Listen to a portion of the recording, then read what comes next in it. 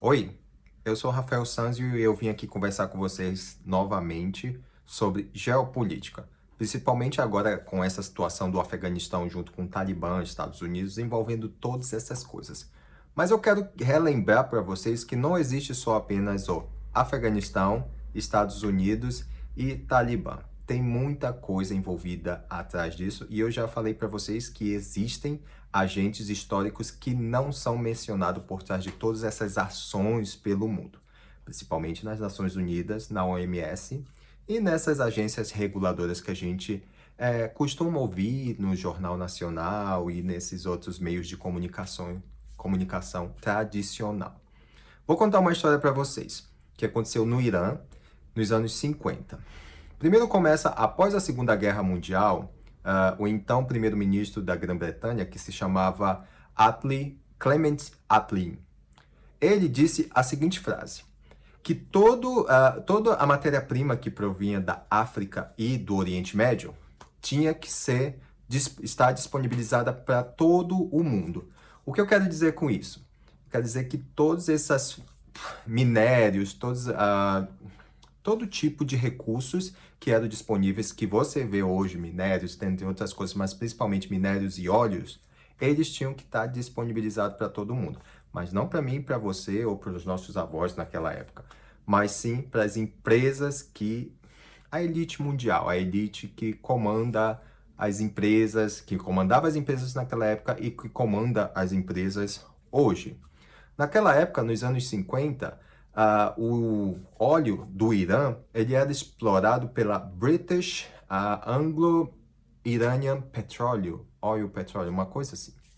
Bom, essa empresa, a dona dessa empresa era o Reino Unido. Alguém lá no Reino Unido era o dono dessa empresa. Era uma refinaria no qual eles extraíam o petróleo do Irã.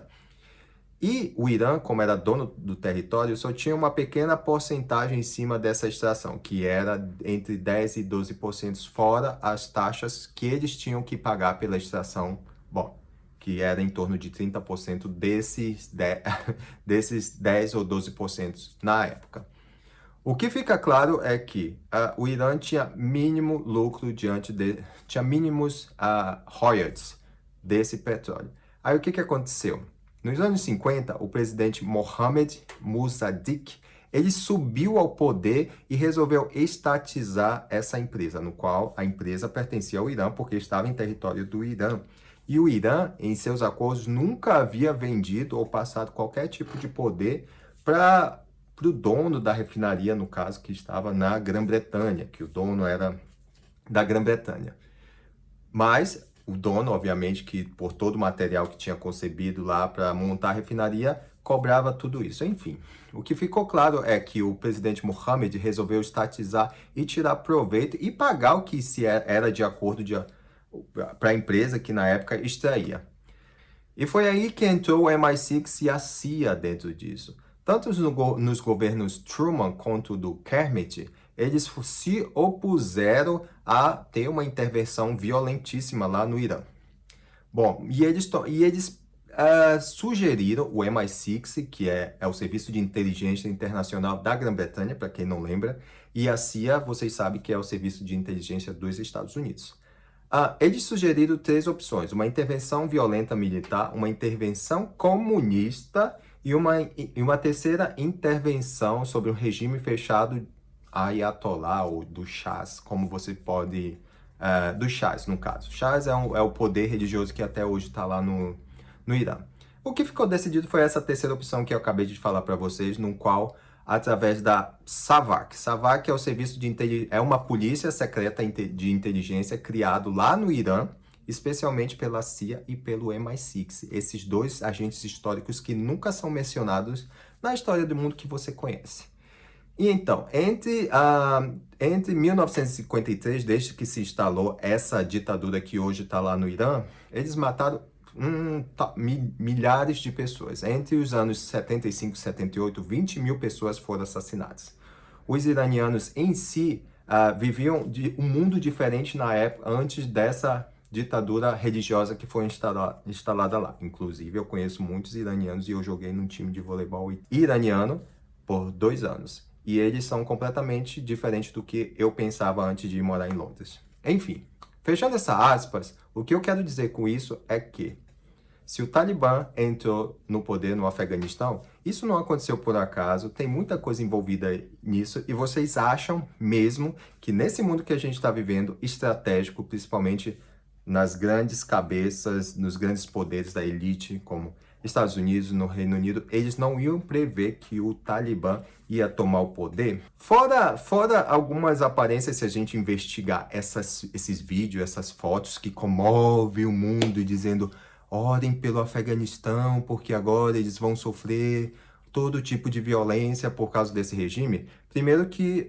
vale ressaltar que o Talibã é uma milícia armada de terrorista, inclusive foram eles que atacaram o World Trade Center lá naquele fatídico ano, em 2001, em 11 de setembro de 2001. E aí, antes de ter toda essa comoção na internet, ai, orem pelo Afeganistão, ai, e a mídia, tanto o lado direito quanto o esquerdo, usar desses artifícios, por isso que está acontecendo no Afeganistão, a gente tem que levar em conta todo esse background que tem acontecido lá atrás, tanto não só no Irã, mas no Oriente Médio inteiro. Existe uma história que você não tem ideia que aconteceu. E eu não estou falando de 300 ou 1000 anos atrás, eu estou falando dos últimos 100 anos, onde as grandes elites, quando eu falo elite, eu falo de empresas, de governos, que fica claro para vocês.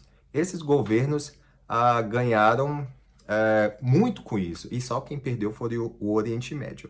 E aí, antes de você pensar em fazer campanha para o Irã, ou a direita, eu estou falando para a direita também, acusar a esquerda porque apoiou o Talibã, isso é tudo um jogo. Olha, a segunda opção, lá para intervir contra o presidente, que estatizou e ofereceu os lucros de um bem que era do país dele, eles tiveram uma opção que era o comunismo. Vale ressaltar para vocês que o comunismo ele foi criado lá na biblioteca de Manchester. Inclusive, Marx escreveu lá o Manifesto Comunista. Quem será que financiou Marx? Porque vale ressaltar que Marx era um parasita, né? E ele não trabalhava, ele só pedia dinheiro dos outros. E isso está escrito tanto nas biografia deles, quanto na história deles e das outras pessoas que conviveram com ele. O mundo que a gente vive hoje, você religioso que diz que orem pelo Afeganistão, você deveria saber que tem escrito que o mundo, tudo é ilusão. E se você cai nessa ilusão de adotar algum tipo de narrativas, de tudo isso que está acontecendo, você está se comportando como um mero fantoche, para não dizer outra palavra bem feia, né? Que se começa com i e termina com tá. Antes de você pensar em postar, em fazer campanha e dizer, Jesus está voltando. Jesus está voltando, isso é claro, né? Primeiro, pense que você pode estar sendo manipulado pela mídia. Muitas pessoas entraram em contato comigo e disseram assim, isso me dói o coração, volta Jesus, que tristeza. Eu não consigo ver essas imagens do homem caindo do avião. Eu não estou dizendo que é mentira, que pode sim, pode ser que não. Mas o fato é que existe muita coisa por trás disso que você, uma ordinária pessoa como eu, acha que é verdade. Mas eu provo para vocês. Eu tenho as referências de onde eu tiro essas coisas. Tem esse livro aqui, do Mark Kurtz, se chama Web Deceit. E se você for nas referências atrás, tem um monte de documentos desclassificados da CIA, do MI6, que eles tiram essas informações. Também tem outro livro que se chama Disrupt and Deny, do Rory Komarke. Ele não está aqui, ele está lá no outro quarto que eu esqueci de buscar.